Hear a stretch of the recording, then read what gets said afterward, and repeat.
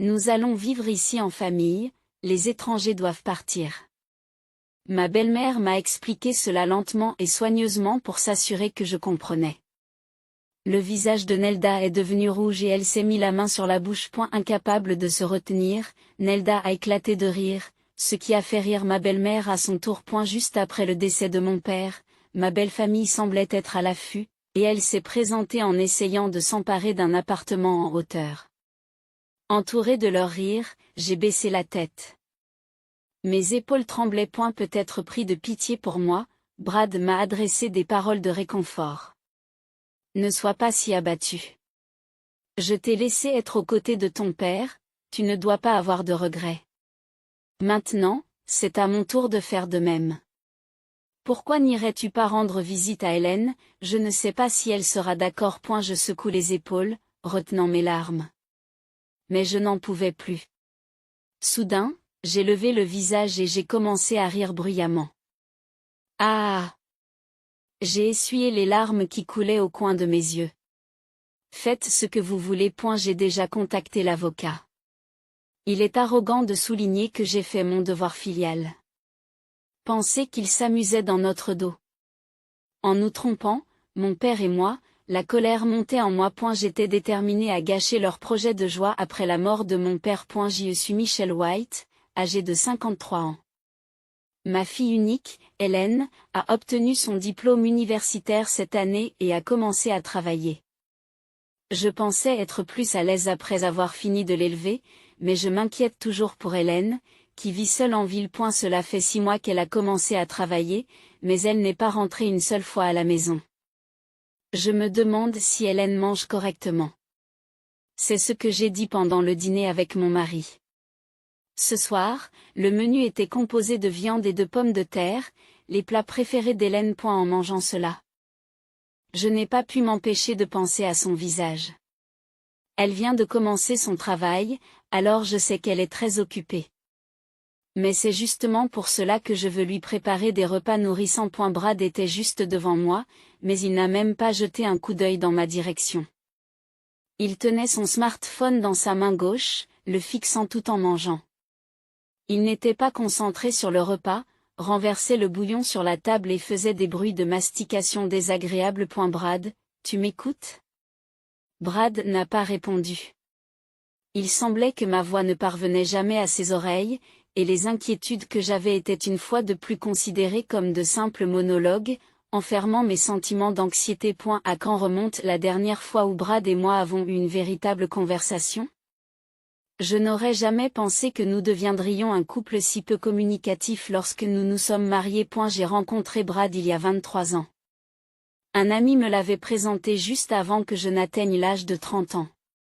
Brad était instruit et travaillait pour une grande entreprise, ce qui me rendait nerveuse, mais j'ai tout de suite été séduite par son sourire bienveillant et confiant. J'ai eu l'impression qu'il m'aimait aussi et nous avons commencé à sortir ensemble. Il organisait toujours des rendez-vous dans des cafés sophistiqués et des endroits romantiques décrits dans les magazines de mode, en m'accompagnant à chaque fois. Je me suis concentrée sur mon travail et je n'ai pas eu beaucoup de chance avec les femmes, mais vous rencontrer m'a semblé prédestiné. Je peux dire que vous êtes celui qu'il me faut. Ses beaux traits faisaient que même les mots les plus doux semblaient appropriés. Et elle était comme un prince qui exprimait ouvertement son amour, mais je n'étais pas une princesse. Je n'étais qu'une employée de bureau ordinaire. Je me demandais si j'étais assez bien pour quelqu'un d'aussi éminent. Alors que je m'inquiétais.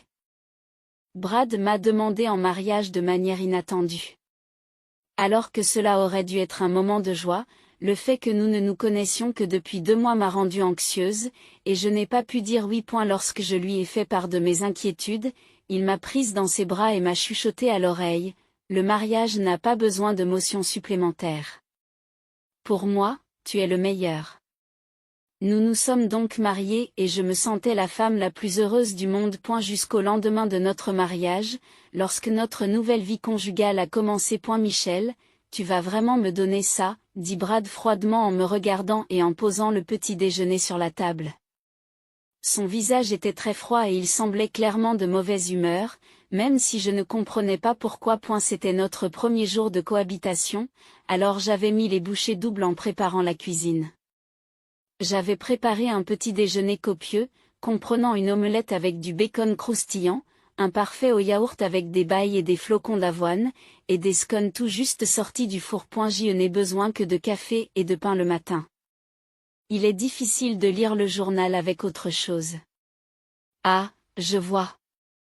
Vous êtes du genre à ne pas penser à l'efficacité et à apprécier un repas tranquille et inefficace le matin. L'attitude de Brad a complètement changé depuis hier. J'ai été tellement surprise par ces paroles que je suis restée sans voix. Il a fixé mon visage choqué. Cet air idiot sur ton visage, je l'aime bien, dit-il avec un sourire. Cependant, il a quitté la maison sans toucher au petit déjeuner.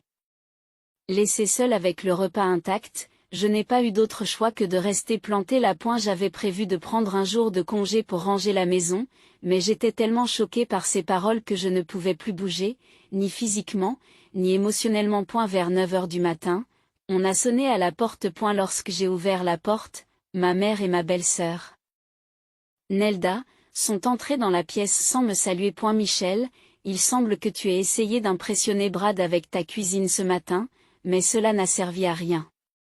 Brad n'est pas un homme simple que l'on peut manipuler avec de la nourriture. Ma belle-mère a continué sans s'arrêter de respirer. Brad mange toujours du pain à la maison et va travailler comme d'habitude. C'est malheureux pour lui, surtout si tôt dans le mariage. Nelda grimace, comme si elle s'amusait de la situation. Il semble que Brad se soit arrêté chez ses parents avant d'aller travailler ce matin. Un petit malentendu entre nous avait été révélé à sa famille, et je me sentais gênée. Nelda a regardé autour d'elle et a poussé un grand soupir. Maman, regarde, il y a encore des cartons de déménagement dans le coin de la pièce. Michel est vraiment négligente, n'est-ce pas? Oh, j'allais justement les nettoyer, ai-je répondu désespérément, mais ma belle-mère a immédiatement écarté la question.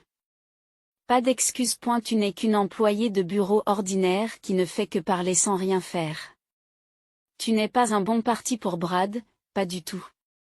Vous devriez être reconnaissante qu'il ait accepté quelqu'un comme vous.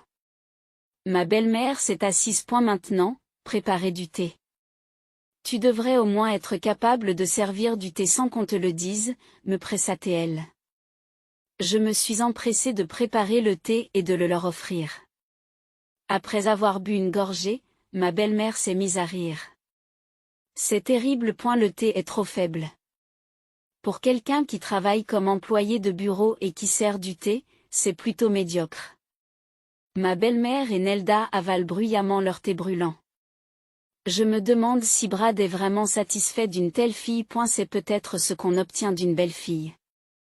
Brad t'aime bien, Michel. Malgré leurs commentaires insinuants. Je n'ai pas trouvé le courage de parler devant la famille de mon mari. Nelda vivait chez elle. Elle était célibataire et s'entourait de marchandises oisives. Elle n'était même pas employée de bureau comme moi et avait même récemment quitté son emploi à temps partiel dans un supermarché. Bien que blessée par ces remarques, je n'avais pas la place de discuter. J'avais espéré une douce vie de jeune mariée, mais mon mari me méprisait, et ma belle-mère et Nelda faisaient souvent des remarques désobligeantes. Ce n'était pas la vie que j'espérais. Je ne pouvais pas envisager de divorcer juste après m'être mariée. 6 mois plus tard, alors que j'étais troublée, je suis tombée enceinte et j'ai finalement donné naissance à Hélène. La méchanceté flagrante de ma belle famille a diminué. Ce n'est pas parce qu'ils étaient trop cruels pour réprimander une mère devant un jeune enfant. C'est plutôt parce que Nelda était obsédée par la vague populaire du moment. Ma belle-mère s'est également mise à regarder des séries télévisées du matin au soir et à se rendre en pèlerinage sur les lieux de tournage. En conséquence, elles ont montré moins d'intérêt pour moi et ma fille. Il est triste qu'Hélène n'ait pas ressenti l'amour de sa grand-mère, mais le maintien d'une bonne distance a permis à notre foyer de rester calme. Brad semblait satisfait tant que je comprenais et soutenais son rythme de vie. Le temps a passé vite, avant même que je m'en rende compte, nous étions mariés depuis 23 ans. On ne peut pas dire que je sois extrêmement heureuse, mais nous vivons une vie stable et troublée. Je pensais que le temps continuerait à s'écouler tranquillement. Mais Brad m'a fait une proposition surprenante. Et si nous vivions ensemble maintenant? J'ai été tellement surprise que j'ai laissé tomber ma cuillère. La voix de Brad, que je n'avais pas entendue depuis longtemps, semblait presque une hallucination. Quoi? Soufflai-je. Sentant le sang se vider de mon visage. Je pensais qu'il parlait de vivre avec ma belle-mère, mais je me trompais. Ton père ne va-t-il pas reconstruire sa maison? J'ai pensé, pourquoi ne pas vivre ensemble alors? J'avais mentionné la situation de la maison de mon père à Brad il y a quelques jours, mais je n'avais pas eu de réaction à ce moment-là. Cependant, il semble qu'il ait écouté après tout. C'est ridicule qu'il veuille reconstruire sa maison à 80 ans, même si elle est vieillissante. Ce n'est probablement qu'une excuse. Il veut sûrement vous rapprocher en construisant une nouvelle maison. Votre mère est décédée il y a quelques années et votre père vieillit. Vivre seul doit être difficile. Bien que troublé par cette suggestion inattendue, j'ai désespérément essayé de comprendre. Mais tu sais, je préférerais vivre dans un appartement, pas dans une maison individuelle. C'est nous qui allons y vivre à long terme, pas ton père, alors j'espère que ce petit égoïsme pourra être excusé en échange d'une vie commune. Sans se moquer du silence de mon fils, Brad poursuit d'un ton doux. Je m'inquiète aussi pour toi, Michel. Tu t'es trop inquiété pour Hélène. Maintenant que tu n'as plus à t'occuper des enfants, il est temps d'entamer la deuxième phase de ta vie. Changer d'environnement vous aidera à retrouver le moral. Merci, Brad. Même s'il semblait distant, il avait tenu compte de mes sentiments. J'ai eu les larmes aux yeux. J'ai immédiatement parlé à mon père de la possibilité d'emménager ensemble. Il était très heureux et ne pouvait que remercier Brad. Une fois la décision prise, Brad a agi rapidement, comme s'il l'avait envisagé dès le départ, et a pris un nouvel appartement dans une tour.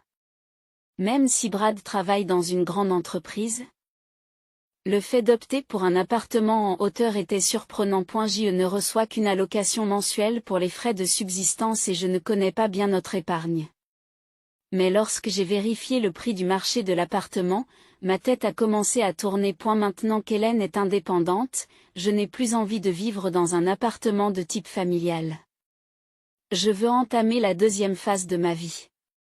Comme ce sera notre dernière maison, je pense qu'il est normal de se faire plaisir. Il semble que mon père ait déjà donné son accord et que les plans aient avancé sans que je le sache. Même si je me sentais un peu anxieuse, je me sentais très à l'aise dans cette tour d'habitation. Cette belle nouvelle maison était censée marquer le début d'une deuxième phase épanouissante de ma vie. Cependant, ma relation avec Brad s'est progressivement détériorée. Il y a eu quelques discussions jusqu'à l'achat de la nouvelle maison, mais ensuite, le silence est revenu. Ses heures supplémentaires et ses voyages d'affaires se sont multipliés et il ne rentrait presque plus à la maison. Peut-être que Brad ne peut pas se détendre à la maison parce que mon père est là. Mon père a l'air triste et semble avoir perdu son énergie, se confinant dans le petit espace. Papa, tu ne vas plus à tes cours de danse de salon ou au karaoké? Il semble que tu n'y sois pas allé depuis que nous avons déménagé. J'ai décidé d'arrêter. Pourquoi? Eh bien, c'est bien. Je passe du temps avec toi. C'est suffisant pour moi. Mon père a perdu ses hobbies, et il semble avoir vieilli rapidement. Même lorsque je l'encourageais à sortir, il ne se promenait que tard le soir. 1 an après le début de notre cohabitation, mon père a été hospitalisé d'urgence pour cause de maladie. En préparant son hospitalisation, j'ai trouvé un livret caché parmi ses vêtements lorsque j'ai ouvert son tiroir. Je me sentais mal à l'aise de fouiller dans les affaires personnelles de mon père. Mais quelque chose est tombé. Lorsque j'ai ouvert le livret, une vérité surprenante a été révélée. Papa, de quoi s'agit-il? Je me suis précipitée à l'hôpital et j'ai confronté mon père directement. Mais il s'est contenté de sourire. Passer du temps avec Michel était mon plus grand bonheur. Je suis reconnaissant à Brad pour cela. Mais en fait, il y a quelque chose chez lui. Les paroles de mon père m'ont choqué et je n'ai pas pu cacher mon trouble. En silence, mon père a pris ma main dans la sienne. Quelques jours plus tard, mon père s'est éteint sans bruit. Lorsque j'ai contacté Brad, il m'a répondu d'un ton vif. Oh, c'était plus rapide que je ne le pensais. Par la suite, une catastrophe qui a semblé traverser mon chagrin s'est produite. Alors que je cherchais une photo pour le service commémoratif à la maison, la porte d'entrée s'est ouverte. J'ai cru que c'était Brad qui rentrait, mais j'ai entendu plusieurs pas. Pouvons-nous poser ces cartons ici? Les nouveaux venus étaient des déménageurs transportant des cartons. Derrière eux, ma belle-mère est apparue. Oh, Michel, tu es là aussi? Nelda et Brad étaient avec elle. Alors que les cartons étaient apportés les uns après les autres, j'ai demandé avec étonnement. À quoi servent ces boîtes? Vous ne voyez pas? Une employée de bureau qui sert du thé semble manquer de perspicacité. Nelda et moi emménageons. Ma belle-mère a répondu avec nonchalance. Nelda et elle ont échangé un regard et ri ensemble. Nelda a ajouté d'un ton vif, nous vous présentons nos condoléances. Oui, nos condoléances. Maintenant, pourriez-vous partir, s'il vous plaît? Alors que je restais perplexe, Brad, qui était resté silencieux, s'est soudain mis à rire. Michel ne comprend pas, explique-lui en termes plus simples. Ma belle-mère s'est alors mise à expliquer lentement. Nous allons vivre ici en famille. Les étrangers doivent partir. Elle a expliqué cela lentement et soigneusement pour s'assurer que je comprenais. Le visage de Nelda est devenu rouge et elle a mis sa main sur sa bouche. Incapable de se retenir, Nelda a éclaté de rire, ce qui a déclenché l'hilarité de ma belle-mère. Maintenant que le vieil homme gênant est parti, cette maison nous appartient. Leurs rires ont résonné dans la maison qui avait promis un nouveau chapitre de ma vie et qui s'est transformée en une scène de trahison et de perte. Entourée des rires de ma belle-mère et de sa compagnie, j'ai baissé la tête car mes épaules tremblaient. Peut-être pris de pitié pour moi, Brad m'a offert quelques mots de réconfort. Ne sois pas si abattu. Je t'ai laissé être aux côtés de ton père, tu ne dois pas avoir de regrets. Maintenant, c'est à mon tour de faire de même. Pourquoi n'irais-tu pas rendre visite à Hélène? Je ne sais pas si elle sera d'accord. Je tremblais, je retenais mes larmes, mais je n'en pouvais plus. Soudain, j'ai levé le visage et j'ai commencé à rire bruyamment. Ah! J'ai essuyé les larmes qui coulaient au coin de mes yeux. Faites ce que vous voulez. J'ai déjà contacté un avocat. Brad et les autres se tordirent de surprise. Est-elle devenue folle? C'est effrayant. Ignorant leur réaction, j'ai quitté la maison. Leur présomption de me faire une faveur en me permettant de remplir mes devoirs filiaux était offensante. En pensant qu'ils s'étaient amusés dans notre dos, nous trompant, mon père et moi, la colère montait en moi. J'étais déterminée à gâcher leur plan de joie après la mort de mon père. Pour l'instant, je les ai mis de côté et j'ai veillé à ce que l'enterrement de mon père se déroule sans encombre. Bien sûr, aucun membre de la famille de Brad n'était présent. Après avoir réussi à faire partir mon père, j'ai commencé à me venger. Je ne suis pas rentrée chez moi, mais je suis restée dans un hôtel d'affaires. Puis, le dimanche suivant, je suis retournée à l'appartement en hauteur, mon entreprise résolue. À l'aide des clés que j'avais, j'ai déverrouillé l'entrée et j'ai fait entrer plusieurs membres de ma famille dans l'appartement. Nelda, vêtue d'une tenue décontractée, a poussé un cri de surprise. Yikes! C'était son cri affreux. Brad et ma belle-mère ont froncé les sourcils d'étonnement. Les membres de la famille que j'ai emmenés avec moi ont rapidement commencé à emballer les objets de la chambre dans des cartons. Je suis ici pour ranger quelques affaires, annonçai-je en entrant. Ma belle-mère a d'abord répondu par un hochement de tête, ah, mais elle a rapidement changé d'attitude et s'est mise à claquer, soudainement. C'est absurde. C'est absurde? Mais vous et Nelda avez emménagé ici soudainement sans m'en parler, n'est-ce pas? Ai-je rétorqué. Alors que ma belle-mère et Nelda étaient à la fois fâchées et secouées, Brad a vite compris. Et, ne touchez pas à nos affaires, il a crié aux membres de la famille qui avaient commencé à emballer non seulement mes effets personnels, mais aussi les meubles et les appareils électroménagers. Temporairement déconcertés, mes proches ont interrompu leur travail, mais je les ai exhortés à continuer. Ne vous inquiétez pas, ce sont mes affaires. S'il vous plaît, emmenez-les dans la nouvelle maison. Et leurs affaires au garde-meuble. C'est ce que je leur ai dit. Mes proches ont acquiescé et ont continué à emballer tout ce qui se trouvait dans la pièce. Qu'est-ce que vous faites sans permission, s'exclame Brad. Sans autorisation? N'est-ce pas exactement ce que vous avez fait? Lui répondis-je. Alors que mes proches allaient et venaient, un homme en costume est apparu. Ce monsieur vient d'une agence immobilière pour évaluer la propriété aujourd'hui. Je l'ai présenté. L'évaluation? Brad réagit avec stupeur, trop déconcerté pour accepter la carte de visite qu'on lui tend. Oui, vous ne voyez pas? Réfléchissez un peu. Brad.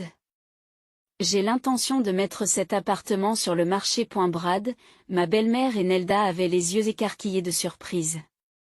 Je n'ai pas pu me retenir et j'ai ri à haute voix devant leurs expressions abasourdies. Pourquoi êtes-vous surpris? Cette maison a été achetée par mon père et vous n'avez pas le droit d'y vivre. Pendant ce temps, ma belle-mère, paniquée, a insisté. Qu'est-ce que tu veux dire? N'est-ce pas simplement que le père de Michel a participé au paiement de l'acompte? J'ai insisté auprès de Brad pour qu'il me réponde. Et elle semblait qu'elle pensait à tort que mon père n'avait contribué qu'à une petite somme d'argent. Brad reste silencieux. Lorsque la salle s'est calmée, j'ai expliqué la situation. J'ai vraiment apprécié que Brad nous propose de vivre avec mon père, mais il s'est avéré qu'il n'en voulait qu'au bien de mon père. En réalité, Brad avait persuadé mon père d'acheter l'appartement à mon insu et c'était la condition cachée de notre cohabitation. Mon père avait épuisé ses économies pour acheter l'appartement. Quel est le problème?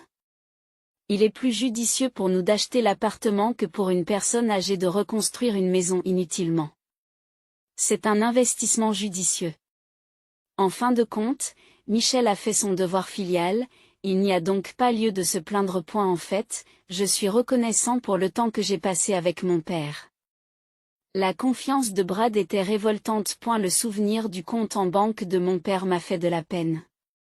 Au début, il a été vidé pour l'achat de l'appartement, et par la suite, dès que la pension est arrivée, elle a été immédiatement retirée. Et si mon père s'adonnait moins à ses loisirs, c'est parce qu'il n'avait plus de liberté financière. En plus de l'épargne, vous retiriez également la pension pour couvrir les frais de subsistance. Quelle cupidité, incapable de supporter mon regard direct, Brad a détourné les yeux. Cependant, je suis heureux que mon père ait acheté cette maison. En tant que fille unique, j'hérite de cette maison et je peux la mettre en vente immédiatement. Cela aurait été un problème si vous aviez contribué ne serait-ce que $10 000 pour en faire une copropriété. Alors, qu'est-ce que c'est que cette histoire d'étrangers qui doivent partir? Ne me faites pas rire. C'est vous qui devez quitter cette maison. Pour couvrir le visage embarrassé de Brad, ma belle-mère s'est avancée. Oui, je suis désolée. Nous avons eu tort. Mon fils a causé des problèmes. Cela suffit-il?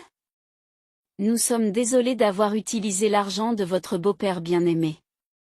Mais il est décédé. Pourquoi blâmer Brad pour quelque chose dans lequel une personne du décès était impliquée? Michel, vous êtes vraiment tenace. Ma belle-mère avait complètement changé de vitesse, réalisant la gravité de la situation pendant que Nelda s'approchait de moi. Qui a dit que vous étiez une étrangère? Arrêtez cette plaisanterie ridicule. Nous sommes de la famille. Nous sommes venus parce que nous pensions que tu te sentirais seul après la mort de ton beau-père. Pourquoi ne pas vivre ensemble? L'audace de ces gens qui se comportent comme des membres de la famille après avoir essayé de me chasser était plus qu'exaspérante. Je ne me sens même plus en colère. Brad, qu'en penses-tu? Suis-je une étrangère? Envisages-tu de divorcer? Brad a répondu d'une voix presque inaudible. Non, je n'ai pas l'intention de divorcer. Je n'aime que toi, Michel, alors s'il te plaît, ne parle pas de vendre la maison. Le Brad qui m'avait regardé de haut n'était plus là. En voyant Brad baisser la tête de honte, je n'ai pas compris pourquoi j'avais été conciliante avec lui. Tu m'aimes? C'est clairement un mensonge. Après tout, tu n'en as qu'après la maison dont j'ai hérité. Ai-je dit d'un ton provocateur? Non, je t'aime vraiment. A rétorqué Brad. Arrête. Tu me rends malade. Comment oses-tu dire ces mots après avoir eu une liaison? C'était honteux. À ce moment-là, je l'ai confronté à plusieurs photos. On y voyait Brad entrer dans un hôtel avec une autre femme, en train de regarder un maté. Brad ne pouvait pas nier. Qu'est-ce que c'est que ça? A-t-il balbutié. Ce sont des photos que j'ai reçues de papa. Je l'ai informé de ce vieil imbécile. Brad ne rentrait pas à la maison et demandait de l'argent. Papa avait des soupçons depuis le début. J'étais choquée parce que je n'avais pas douté de toi. Quand on passe beaucoup de temps avec quelqu'un, on ne remarque pas les anomalies. Je ne sais pas depuis combien de temps tu me trompes, mais j'ai l'impression que tout le temps que j'ai passé avec toi a été perdu. Ça fait vraiment mal. Mon père, qui n'avait pas l'habitude d'utiliser l'appareil photo de son téléphone portable, avait pris plusieurs photos de l'infidélité de Brad. Il avait hésité à m'en parler, mais avait recueilli des preuves au cours de ses supposées promenades nocturnes. Juste avant de mourir, il m'a parlé de l'infidélité et des problèmes financiers. Demandons le divorce, ai-je lancé. Mais Michel, Brad a essayé de s'interposer, mais je l'ai interrompu. Tu crois que tu as le choix? Brad a serré les dents.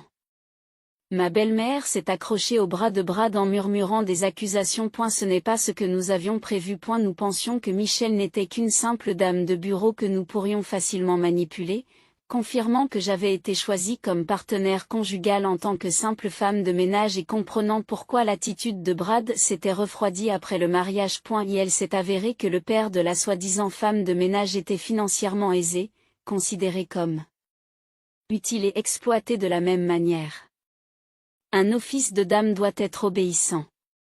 Pourquoi résistez-vous, tu étais si calme. Et maintenant tu es devenue plus intelligente en vieillissant. C'est une fraude conjugale. Brad a été trompé. Ma belle-mère pleurait en s'accrochant à Brad. Cela m'a fait mal d'acculer ma belle-mère à pleurer, mais je ne pouvais pas rester silencieux plus longtemps. Vous continuez à vous moquer de moi en disant que je ne suis qu'une dame de bureau, mais tout cela n'est-il pas du passé, traîner des problèmes vieux de plusieurs dizaines d'années dans l'actualité avec des points de vue aussi dépassés, c'est extrêmement rétrograde. C'est comme si vous vous déclariez dépassé. Ne trouvez-vous pas cela embarrassant?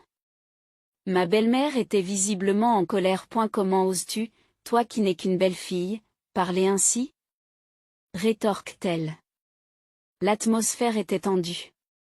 La réalité de nos relations fracturées apparaissait clairement. Et la maison, autrefois symbole d'unité familiale et de prospérité potentielle, était devenue une arène de trahison et de secrets dévoilés, et elle marquait le vaste fossé d'incompréhension et de manipulation qui avait sous-tendu ce que j'avais cru être une relation aimante. Brad, les larmes aux yeux, élève la voix en signe de défi. Oui, tu ne pouvais pas vivre sans moi. Il tremblait comme un petit chien qui essaie de se défendre. Brad, tu sais que je travaille aussi. Peut-être que mon salaire n'était pas suffisant pour payer le loyer élevé ou les frais d'éducation d'Hélène. Les larmes coulent des yeux de Brad, mais je continue. Je peux gagner suffisamment pour couvrir mes propres frais de subsistance. C'était difficile de concilier l'éducation d'un enfant et le travail, mais je suis vraiment contente d'avoir continué. Merci pour tout, Brad. Au revoir. Ma belle-mère m'a jeté un regard furieux, mais alors que Nelda tentait d'intervenir. Ma belle-mère l'a ignoré et a crié ses véritables sentiments. Une belle fille n'a pas besoin de jugement ou d'argent. Il suffit d'être stupide. Sa voix a résonné dans la pièce désormais vide et dépourvue de meubles. Nelda s'est effondrée sur le sol. Brad a levé les yeux au ciel. Les disputes qui ont suivi ont été intenses, mais la maison a fini par être vendue et le divorce avec Brad a été prononcé. Lorsque j'ai demandé le partage des biens en raison de son infidélité, Brad a tranquillement accepté. Aidez-moi, je n'ai presque plus d'économie. Alors qu'il gaspillait de l'argent, il s'est avéré que son salaire était beaucoup moins élevé que prévu. Bien qu'il ait travaillé dans une grande entreprise et qu'il ait fait des études supérieures, il n'avait pas accédé à un poste utile, même après avoir atteint l'âge de 50 ans, ne s'intéressait pas aux tâches importantes et ne faisait pratiquement pas d'heures supplémentaires. Par conséquent, son salaire net était presque le même que celui d'un nouvel employé. Bien entendu, ces déclarations d'absence pour raisons professionnelles ou d'heures supplémentaires étaient des mensonges. En réalité, il avait une liaison. C'est pourquoi il s'effondrait chaque fois que nous parlions d'argent. Qu'est-ce que Brad faisait exactement à son travail? L'idée qu'il ait pu se contenter de faire des photocopies et de servir du thé était presque risible. J'ai fait en sorte de recevoir de Brad une somme substantielle au titre du partage des biens, sans aucune pitié. Alors que tout semblait réglé et que je me sentais soulagée, 3 mois seulement après le divorce, Brad m'a contacté pour me proposer de nous remettre ensemble, ce qui m'a fait frémir. Michel, ne veux-tu pas recommencer avec moi depuis le début? Auparavant, Brad était fier de son travail, mais après notre divorce, il s'est installé dans un 2 pièces bon marché avec sa mère et Nelda. La réalité de sa situation et sa tentative de réconciliation étaient à la fois pitoyables et exaspérantes. Mon parcours m'avait amené trop loin pour que j'envisage de revenir vers un homme qui s'était révélé de manière aussi complète. La faiblesse inattendue du salaire de Brad a choqué sa mère, qui comptait sur ses revenus élevés. Après plusieurs disputes bruyantes dans leur appartement au mur fin, Brad a quitté sa mère et Nelda. Se sentant mal adapté aux attentes de son entreprise, il a démissionné de son emploi, bien qu'il ait décidé de commencer une nouvelle vie avec sa compagne une fois que son instabilité financière est devenue évidente. Il a été abandonné et m'est finalement revenu. Il était décourageant de voir Brad se méprendre sur sa propre situation. Lorsque j'ai demandé le partage des biens à sa partenaire, elle était furieuse, accusant Brad d'être avec elle pour l'argent, alors qu'il n'y a jamais eu d'avenir dans leur relation. Il est impossible que je me remette avec Théo. Je lui ai opposé un refus catégorique. Brad est parti, profondément blessé, mais les problèmes ne se sont pas arrêtés là. Nous n'avons pas d'argent. S'il vous plaît, pouvez-vous nous aider? Ou au moins nous en prêter? La mère de Brad et Nelda m'ont supplié. Il semble que Brad soit retourné du côté de sa mère. Bien qu'il prétende être une élite, il passait ses nuits à vivre somptueusement en ville, accumulant rapidement des dettes qu'il semblait ignorer. N'ayant plus le choix, sa mère et Nelda ont commencé à travailler à temps partiel, mais cela n'a pas eu beaucoup d'effet. Je n'ai pas d'argent à prêter aux autres, leur ai-je dit. Dans une famille normale, j'aurais pu envisager de les aider dans les moments difficiles, mais ils m'avaient clairement traité comme un étranger. J'avais passé trop de temps à jouer le rôle de la bonne belle-fille. Depuis le divorce, je savoure une vie sans obligation envers qui que ce soit. De plus, mon petit appartement, où je vis désormais seule, n'est pas solitaire car Hélène vient souvent me rendre visite. C'est un contraste saisissant avec un foyer où le père était grandiose et la mère sombre. Maman, tu as vraiment changé, remarque Hélène. Oui, peut-être que grand-père m'a protégée à sa manière, en me donnant le courage de changer. Lui dis-je en lui tendant de la viande et des pommes de terre fraîchement préparées, ses yeux s'illuminant de joie. Je suis si heureuse. Hélène savoura une bouchée, ses yeux se rétrécissant de contentement. Ce nouveau chapitre de ma vie, libéré des ombres de la manipulation et de la tromperie, m'a procuré un profond sentiment de paix et d'autonomie. Le sentiment de bonheur que procure le fait d'être chéri par quelqu'un remplit mon cœur, me donnant même le sentiment d'avoir un but dans la vie. Je suis inspirée pour continuer à me transformer, dans l'espoir de devenir assez forte pour protéger ma fille. Et ne vous inquiétez pas, le goût de la viande et des pommes de terre n'a pas changé, lui ai-je assuré. Hélène penche la tête, perplexe, mais semble soulagée. J'espère que ces moments de paix dureront toujours, un sanctuaire d'amour et de tranquillité où nous pourrons tous les deux nous épanouir, libérés des tumultes du passé.